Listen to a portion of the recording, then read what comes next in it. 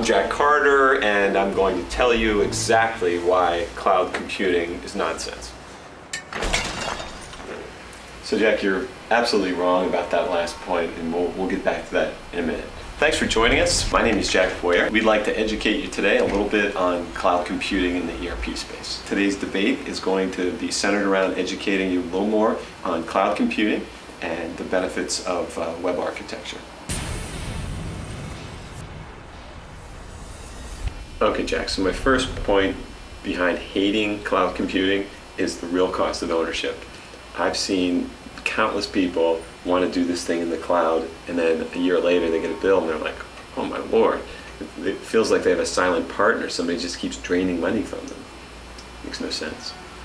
Your point with the real cost of ownership is you don't want a silent partner, you don't want someone just taking the profits. I understand that, and we ourselves have gone through that situation with a CRM piece of software, but the challenge behind such a simplistic argument is that everyone that runs in the cloud asks for more money when you add users and asks for more money when you add functionality. Okay, as far as integration goes, if I've got a database here in Minneapolis and you've got a database in California, it just doesn't work. The integration is possible with web services, but a lot of people still have legacy systems. So integration is another reason that it makes no sense to move to the cloud. Okay, so your point with the integration is that you would feel like you really can't integrate as well if you've got a cloud-based system and you've got an on-premise based legacy system. And that's certainly true. I've seen certain instances where very old software just can't integrate with something running in the cloud. We had that instance in the CRM case before as well. But what you're missing in your argument is that the really good SaaS products can run on-premise as well. They're not completely locked up, and a lot of the SaaS vendors would really like you to think that to get that web architecture you have to use a SaaS licensing model. The two are not the same. An example there would be Avalara has a nice sales tax program that it runs in the cloud. It's a web-based program, and it integrates with just about any SQL-based accounting software program, so that integration can happen in the cloud. Maintaining control. As an accountant, I want to maintain control. I want to know that my staff is doing the backups and that they're really occurring, that I can restore that backup and know it's working, that the upgrade is going to occur when I want it to occur and not when some cloud vendor says, oh, we're doing your upgrade on Saturday. What you don't like is just hoping that somebody's backing up your data and having somebody do an upgrade when they feel like it, when they determine that it's a good time for you to do an upgrade. If you do the research, the backups should be the least of your concern because they're professional people that are running these data centers. As far as doing the upgrade when they want instead of when you want, there again we get into the on-premise versus in the cloud argument. The good accounting products that can run in the cloud or on-premise, for example Acumatica, can do that without any problem. Microsoft CRM can run in the cloud, it can run on-premise, you can move it back and forth.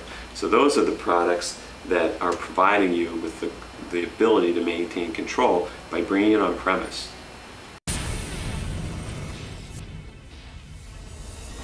Uniqueness. Another reason that I wouldn't want to move to the cloud is because the things that are unique about my businesses, the processes and the use of the software is unique for my business.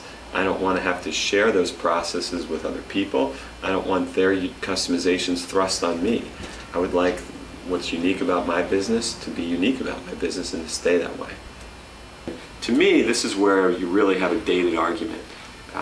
Products from 10 years ago, absolutely. They didn't have a multi-tenant environment. You had to deal with the customizations that company A wanted in company B, and they just had to agree to have the same customizations. That certainly isn't true running that in a multi-tenant environment today. You can run a web-based product, a .NET-based product out in the cloud, and they can be very unique. They can be running on different virtual servers. There is a number of ways of making sure that that uniqueness stays with each company.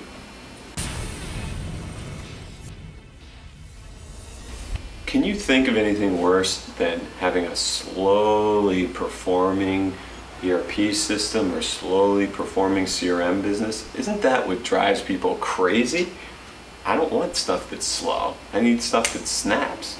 So the performance part is a real concern, and I certainly understand that because we've replaced a number of ERP products that were running out in the cloud that got very slow when the internet got slow.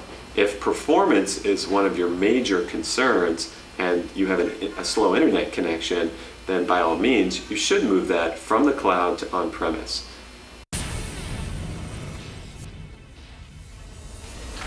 Okay, so I think the conclusion that we're both coming to is that having a choice is the right way to go.